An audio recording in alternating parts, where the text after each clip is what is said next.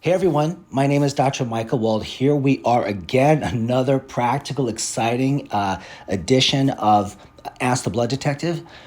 Today's topic it's crazy. That's why I called it Weird and Wacky Weight Loss Solutions because, folks, I've seen a lot over my 30 plus years experience as a clinical nutritionist in terms of weight loss efforts that people undergo and put themselves through.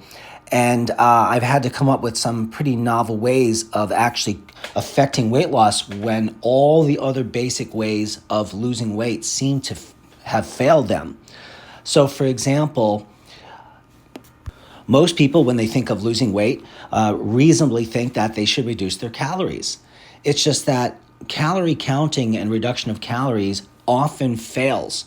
And if it does succeed in the beginning in terms of weight loss, when someone isn't particularly astute at managing their diet, they'll lose weight with caloric restriction, but they lose lean organ mass. The lean mass of the body, as I've said in my other shows, is where the metabolic rate literally is living in your body. So if you lose the lean mass, you lose that metabolic pump that allows you to burn calories.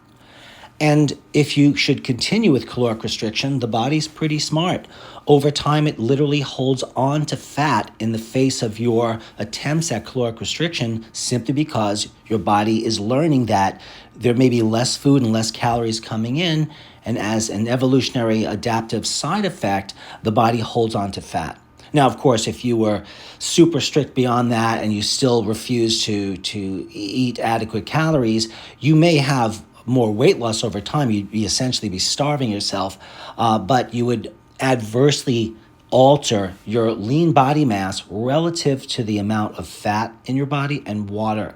And when you mess around with your lean body mass, when you reduce your lean body mass, your risk of acquiring various chronic degenerative diseases increases dramatically.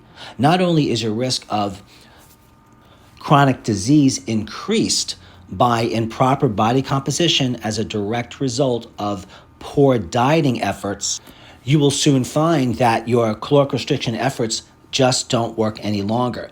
And those are most of the people that I see. They don't tend to go much beyond the calorie counting, not to mention that calorie counting charts, which have, pieces of food, let's say a carrot or a piece of bread or a certain amount of ounces of steak, and then they give you these estimated caloric counts, and calorie counts are often wrong.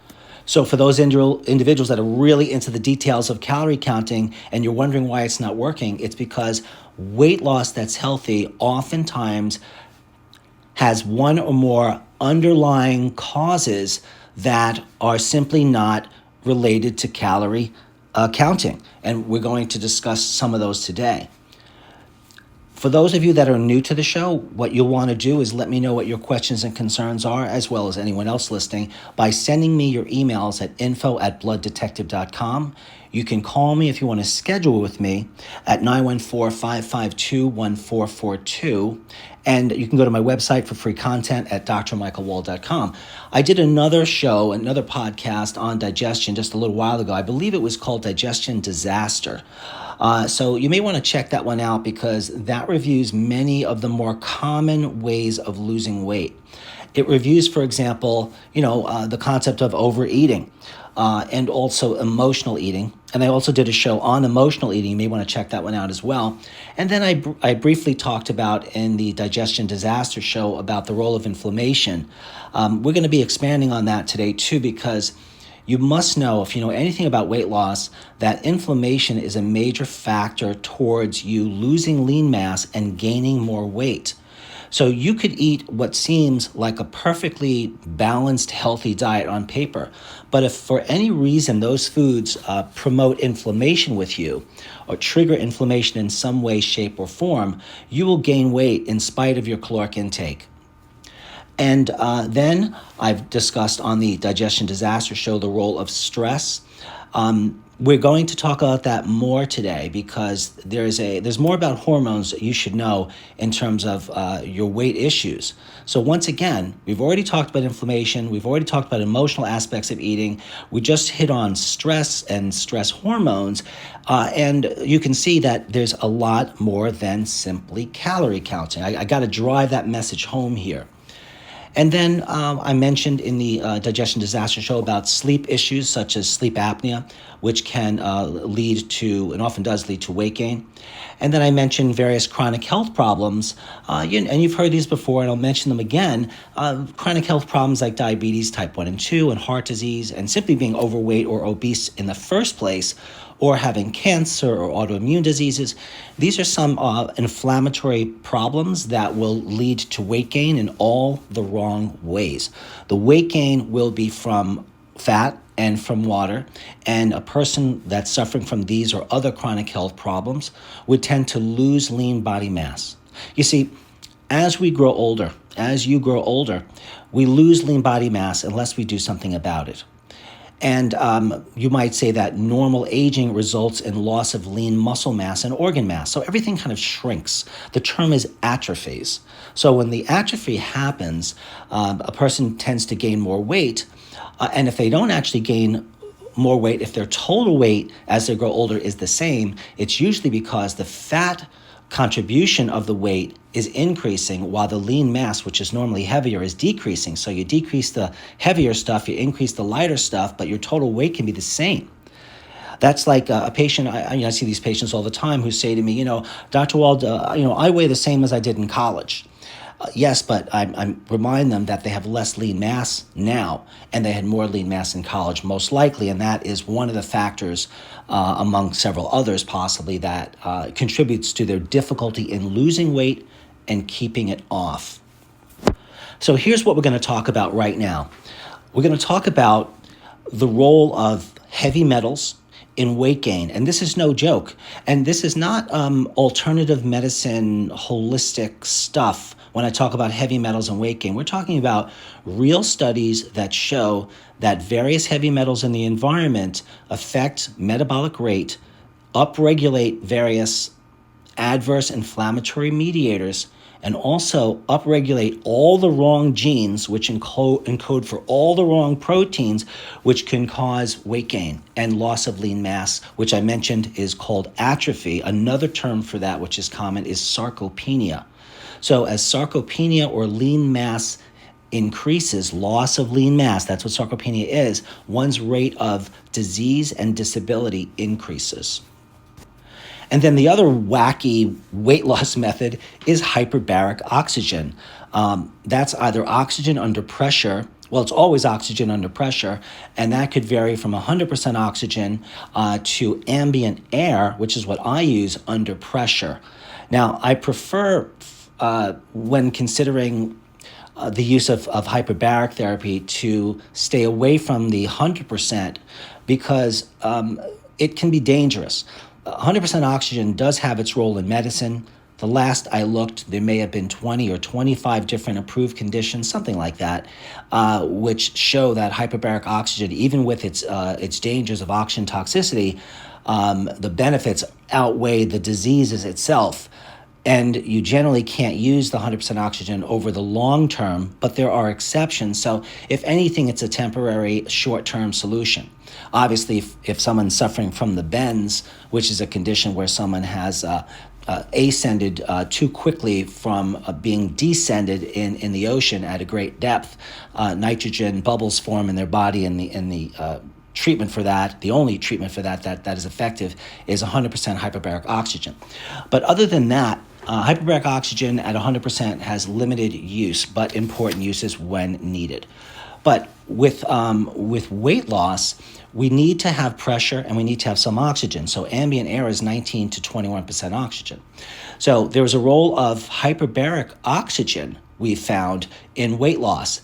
And I will, as I mentioned, also go a little bit further into the hormonal aspects of weight loss. So heavy metals, hyperbaric, the stress response relative to hormones is what these very weird and wacky weight loss methods are that we're going to discuss right now. So the first thing we need to know, which is, it's a serious issue, that there's a marked increase in the prevalence of overweight and obese individuals over the last several decades in the United States. And it's a major public health concern for obvious reasons, and not just COVID reasons. Although I found it very interesting that because of COVID, the comorbid conditions included obesity, when most doctors would actually say to a patient, even the patients would think this, as long as they don't have obvious diseases, if they're obese or overweight, they consider themselves healthy. But we know that overweight and obesity is a state of chronic inflammation, and chronic inflammation can cause and does cause many other diseases and conditions. Now, toxic metals may play a very important role in contributing to obesity and we know why this is, because these metals they take the place of what are called vital metals, the ones that we actually need in the body, such as chromium, copper, magnesium, zinc, and iron, for example. So we have these heavy metals, which by definition have a heavier atomic weight than the metals I just mentioned. And because of them being heavy metals, they can bump out the zinc, chromium, copper, iron, and magnesium among some other vital metals as well. And some of these toxic metals, by the way, and I'll mention these several times, include cadmium, mercury, nickel, and arsenic. And we also know, just putting heavy metals aside for a moment and their ability to displace the vital, important metals that we actually need for various physiologic functions, if you're just a person who's even of normal weight and even has a great body composition, if you're deficient in any of these metals, chromium, iron, magnesium, zinc, for example, that tends to cause an increase in adiposity in the body, or fat retention. So it doesn't even matter what your current weight is. If your body is hyperaccumulating metals, or you have just a lousy diet and you don't have enough of the healthy vital metals, the body will tend to lose lean body mass and increase body adiposity, or fat. Now, one of the things you need to know about these metals is that you're exposed to them every single day. The toxic metals, lead and cadmium, for example, they are ubiquitous in the environment, which means they are everywhere. These are environmental toxins which are known to relate to a broad range of behavioral dysfunctions, physiologic and biochemical dysfunctions in the body. And lots of epidemiological studies have reported that environmental exposure to cadmium and lead, for example, has a graded association with several diseases, which means as we bioaccumulate more and more of these metals, our risk of developing one or more chronic degenerative conditions increases. So some of these conditions which are caused directly, we know this, and you'll recognize them too because they all have a dietary influence, but they also can be caused by heavy metal accumulation, include high blood pressure, hypertension, peripheral artery disease, all sorts of cognitive impairments, which mean mental emotional problems like dementia. One of the most common toxic elements that is a known cause of dementia or Alzheimer's dementia is aluminum toxicity.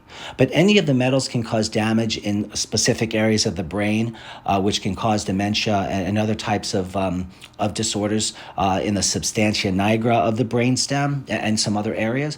And what happens is these metals are fat-soluble, which means, folks, that the body sticks them in fatty tissue, which also means that they stay around a long time in the body unless the body can successfully convert the fat-soluble metals to water-soluble compounds that can be excreted. And that is done through a processes of detoxification, mostly in the liver. But if you're deficient in various nutrients that the body needs, for example, in the liver, to detoxify these metals, and most of the detoxification activity in the liver that does turn the metals from fat-soluble, which is bad, to water-soluble, which is better, include nutrition such as N-acetylcysteine, or NAC. That's N as in Nancy, A as in Apple, C as in Carl, NAC, N-acetylcysteine. If you're deficient with that, you won't make the proper what's called conjugating compounds in the liver that conjugate or bind themselves together in a form that can get rid of metals. Also vitamin C, lipoic acid, selenium, glycine, glutamine, all of these are essential for producing the conjugation enzyme systems needed in our livers to get rid of metals. So those conditions I was mentioning earlier that can be caused by heavy metal accumulation include high blood pressure, as I mentioned, peripheral artery disease, like circulatory issues, kidney diseases, acute and chronic renal disease, and again, the cognitive impairments. And, the thing about heavy metals, which you should know, is that they are very highly reactive biological substances. And they may act as essential cofactors in some physiologic reactions, but they can also act as toxic elements. So iron, for example, we need to produce hemoglobin, so the red blood cell can metabolize and manage oxygen and carbon dioxide. But if a person has too much iron that the body cannot manage, the iron becomes a pro-oxidant. And as a pro-oxidant, it produces free radicals. And free radicals are highly reactive substances that interfere with and dismantle many physiologic reactions. So even the so-called vital metals, meaning vital to our survival, like iron, copper, zinc, for example, chromium, magnesium, at the wrong dose, at the right time, they can be a problem. I call these reverse effects. So I'll give you another one. Zinc, for example, most of us know is important for immunity at a certain level, which approximates about 50 milligrams per day for the average individual, which of course the average individual does not exist. So that's why it's important to personalize the doses of not just these vital metals, but any nutrition. My point here, though, is that if you take the right amount of zinc, and we'll assume we know what that is for a minute, you can have immune improvements and tissue repair, since zinc is involved in nearly 200 different enzymatic reactions which are vital for the body. But if you take too much zinc for your metabolism to manage, you might actually be decreasing your immune system, is what I mean to say, when you want to increase it. So the right amount of zinc improves and increases immunity, and the wrong amount of zinc can depress immunity. Sometimes, as a strategy with some of my patients with autoimmune disease, which is a hyperimmune condition, it's already too much immunity that's dysfunctional, giving higher than average amounts of zinc is the way to go. But this has to be carefully monitored because all of these metals have very narrow ranges of toxicity, which means it doesn't take much to get them toxic in the body. And that's different than, let's say, water-soluble vitamins, which when you take more than what you need, your body will excrete them in the urine. Zinc is also required to help insulin work better. It improves insulin sensitivity and reduces insulin resistance. And insulin resistance is a common problem resulting in overweight. And if metals displace or push out zinc, then that will create a functional deficiency, and that will give us this problem as well. And I mentioned chromium. So chromium is a metal that is in different forms. And without going into too much detail in chemistry there, though, you should know that the type of chromium, like chromium polynicotinate, used in nutritional supplements is the organic form, which is needed in the body, and then there's inorganic forms, which are used in industry, which are actually extremely harmful. But chromium also improves blood sugar, and blood sugar abnormalities are common problems in people, not just at the beginning of the weight loss problems, but it tends to become worse and worse and worse as weight gain occurs. Blood sugar dysregulation just gets far worse for most individuals. And then there's copper. Copper has a couple of different functions in the body. One of the more important ones is it helps produce myelin, which is the protective covering in various parts of the nervous system. And if you've got copper being bumped out by mercury, let's say, or cadmium or arsenic, you've got a big problem. That's why these metals have been associated with various neurologic diseases like multiple sclerosis. Because if you don't have proper copper and you're accumulating toxic heavy metals like mercury and cadmium, let's say, or aluminum in its place, you're going to have neurologic degeneration, and you're going to be suffering quite a lot from that.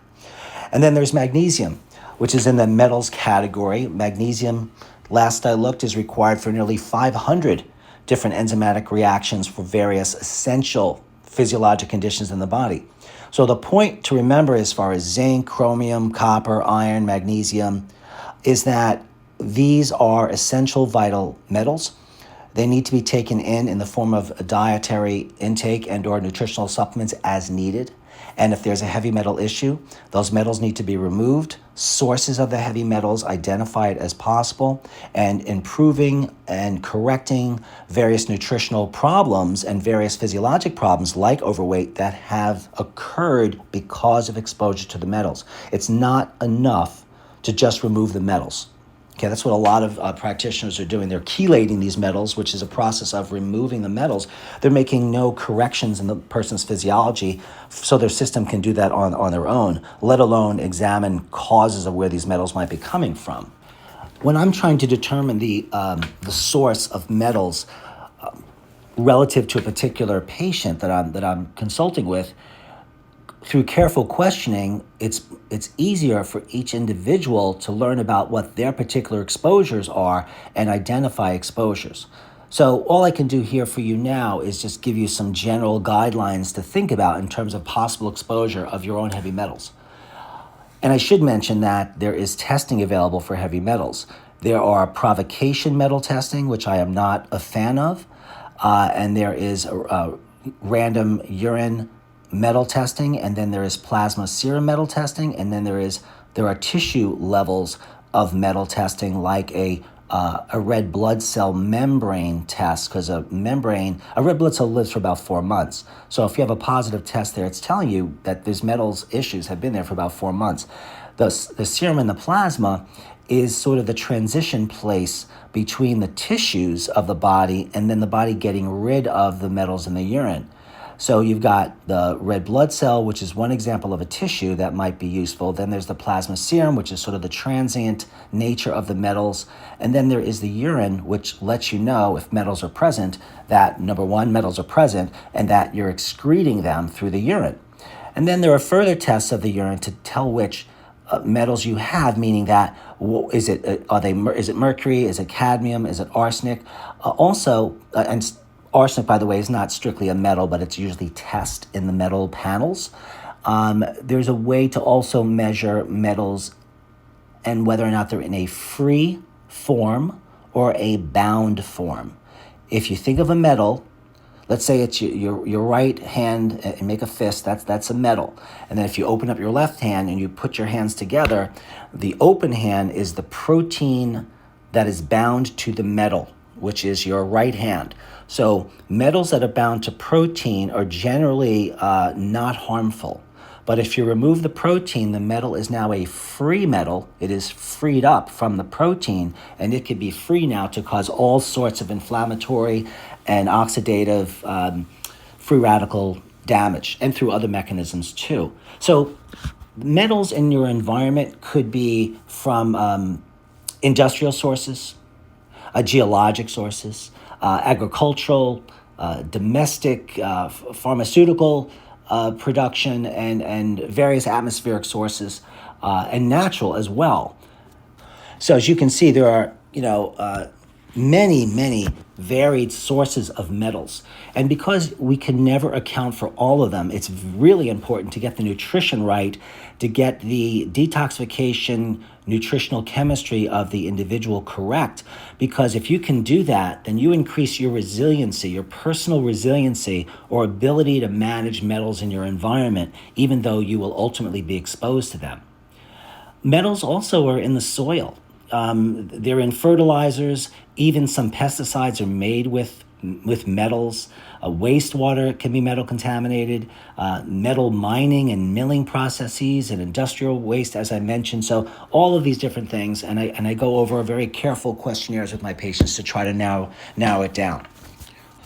I probably should also mention that various Superfund sites are nituses. They are places in which there are tons of heavy metals contaminated there. And for those of you that are not familiar with Superfund sites, basically they're polluted locations in the United States that require a very diligent and long-term response to clean up their various hazardous material contaminations. And they're located all over the United States. And as I mentioned, they are a major source of metal release into the environment and therefore exposure to you personally.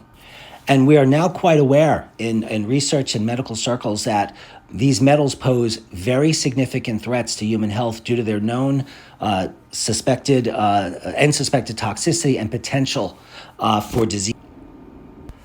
And you should also know that in some individuals, depending on your exposure to metals, and I haven't named them all. I mean, there's barium and thallium, for example.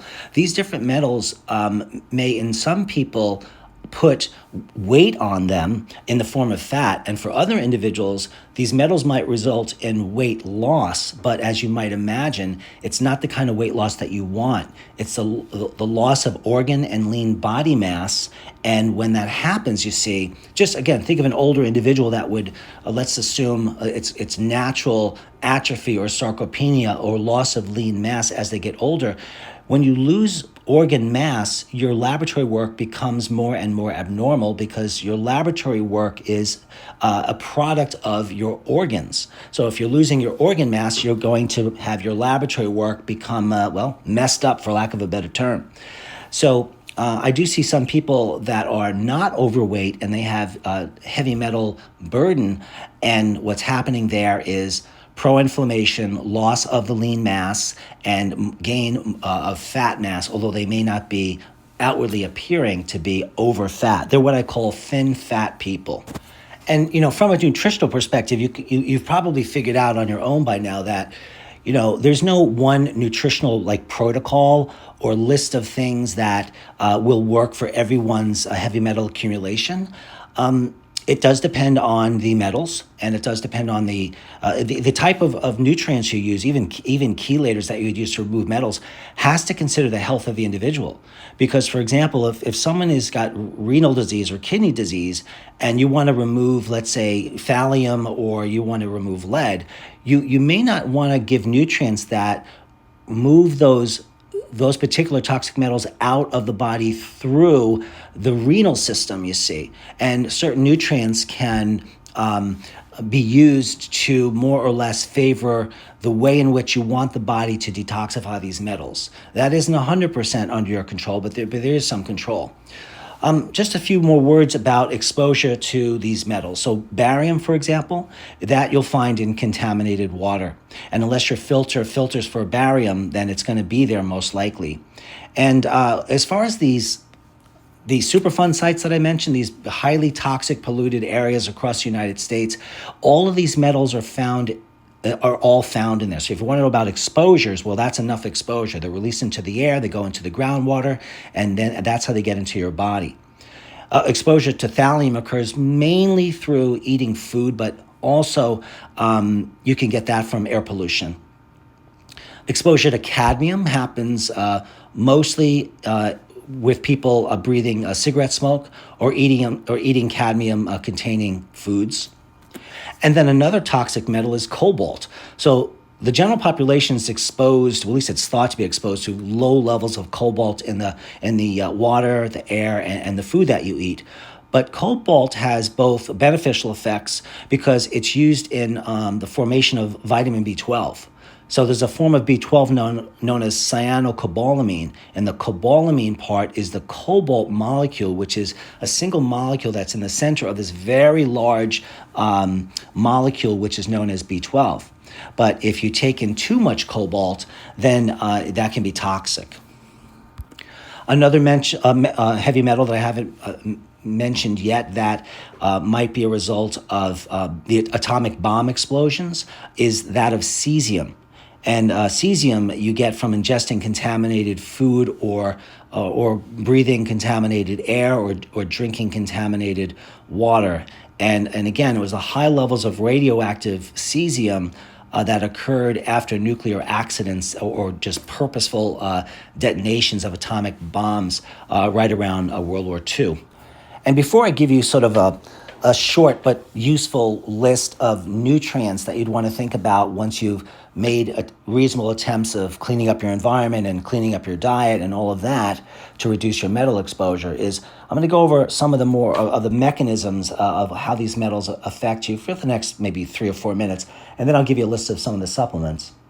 So we know that one very promising explanation of how certain metals are associated with obesity and weight gain is because they induce what's called oxidative stress.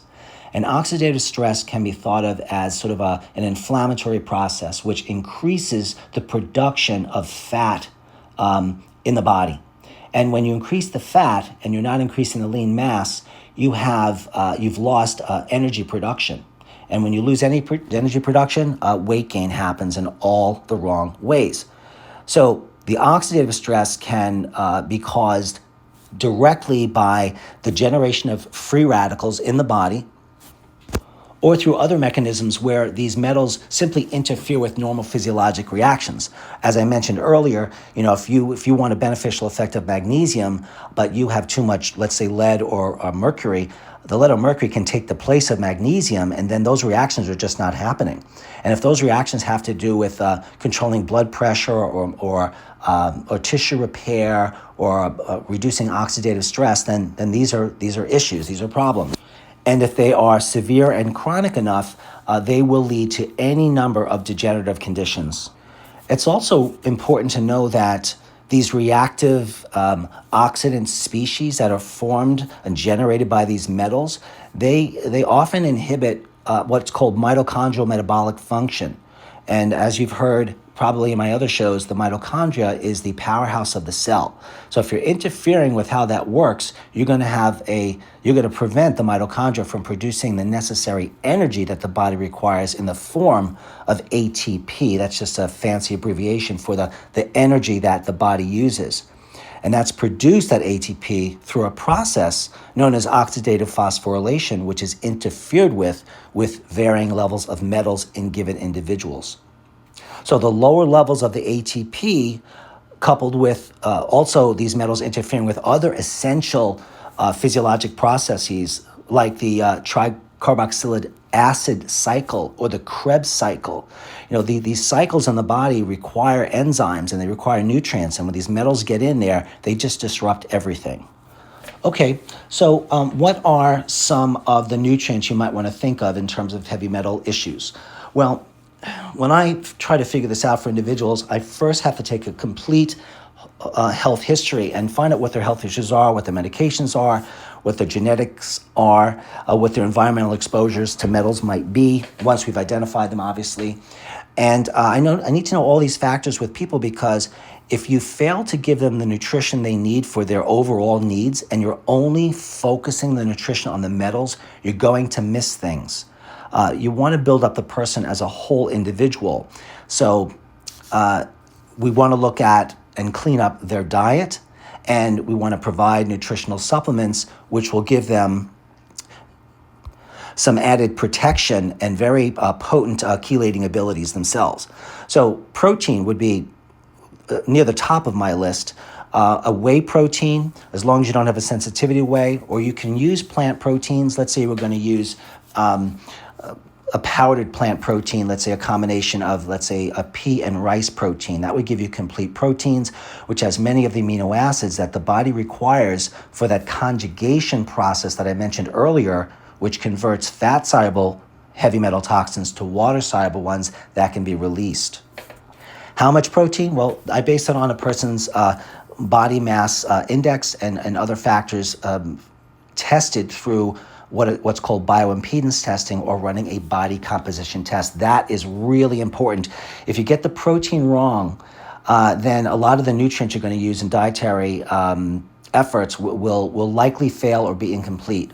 I almost always supplement the person with extra N-acetylcysteine, that's NAC, not cysteine. It has to be acetylated cysteine, or NAC. Again, the doses depend on the body mass of the individual. This is a condition, meaning obesity, when you're talking about supplements and we're dealing with metals, we need to give the right dose of these chelating and these detoxifying nutritional supplements. So we need to base it on metabolic rate and percentage of muscle, water, and fat on a body composition profile. When I've seen people not do this, some people can get well, but it seems to be a major limiting factor to resolve heavy metal issues. Lipoic acid is a very strong chelator. It's in the B vitamin family. And then resveratrol. Resveratrol, as you know, is a phytonutrient. It became very popularized in terms of the French paradox, where they say that the French eat lots of cheese and fatty foods. Why do they have lower heart disease risks than, let's say, those in the United States? And they thought maybe it was the resveratrol, which is the phytonutrient in red wine. First of all, the French paradox is a lie. It never happened. It's wrong. So any statements I can make based upon that beyond those I've made are just wrong. But resveratrol, particularly the trans resveratrol, is known to be a potent antioxidant, anti-inflammatory, and helps the conjugation process in the liver. Omega-3 fatty acids. I know they are not, those are obviously from fish, unless you use, let's say, algae-based omega-3 or flaxseed oil. I'm not a big fan of flaxseed oil, and I'm a weak fan of the algae, simply because the fish oil works so much better. The fish oil products should have no measurable mercury or metals in them, because fish do accumulate metals, and if you eat the fish, you're going to accumulate the metals. That's known as bioaccumulation. But fish oil is extremely important because it's a potent antioxidant, and we learned that these metals produce oxidation and inflammation, which cause weight gain. So one of the reasons that omega-3 fatty acids helps weight loss so much is that it displaces the regular inflammatory fat in the body with its unsaturated, more liquefied fluid omega-3 fatty acid, which has many potential benefits, including allowing metals to escape cells more readily. When a person is obese or overweight, various tissues in the body get harder, like cell membranes, and they don't allow metals to very easily exit. But when you increase the amount of omega-3 fatty acid in the cell membrane, you increase its fluidity. And anything you do naturally that increases the fluidity of cell membranes is generally quite healthy. Probiotics. The right probiotics helped to denature various metals in the intestinal tract. And then various so-called antioxidants. If you have an oxidative stress inflammatory condition like being overweight, even a few pounds can do that. That can cause and be caused by chronic inflammatory conditions. If you really do have oxidative stress, you need to take antioxidants. Now, antioxidants, as I've said in some of my talks, can also act as oxidants in the wrong combinations with things. So you might need some help figuring that out and some tests that measure whether or not you're over-oxidizing things or not. And then various phytonutrients. I mentioned one, which was resveratrol, but there's many other phytonutrients that you'll find in superfood products, and you want to make sure that they don't have any metals in them either, folks.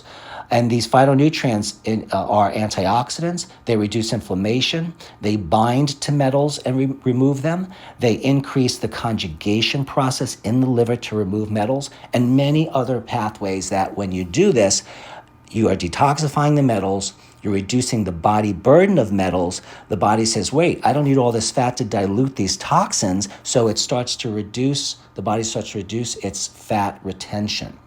Okay, that was a lot, and it's all very interesting and very practical, and sometimes with certain individuals that have tried other ways of losing weight, it's just not working. The answer could be metals. My name is Dr. Michael Wald. You're listening to Ask the Blood Detective. Once again, join me every Tuesday. Search Ask the Blood Detective for exciting topics just like this. And the next couple of topics that I'm going to talk about is I'll be expanding on the weird and wacky weight loss solutions. The next conversation will be about the role of hyperbaric oxygen and the stress hormones for weight loss and positive health benefits. Hope that you join me. Send me your emails, info@blooddetective.com. Go to the site, drmichaelwald.com, and call me. Only if you're going to schedule with me. Don't call me for any other reason at 914-552-1442. Talk with you soon.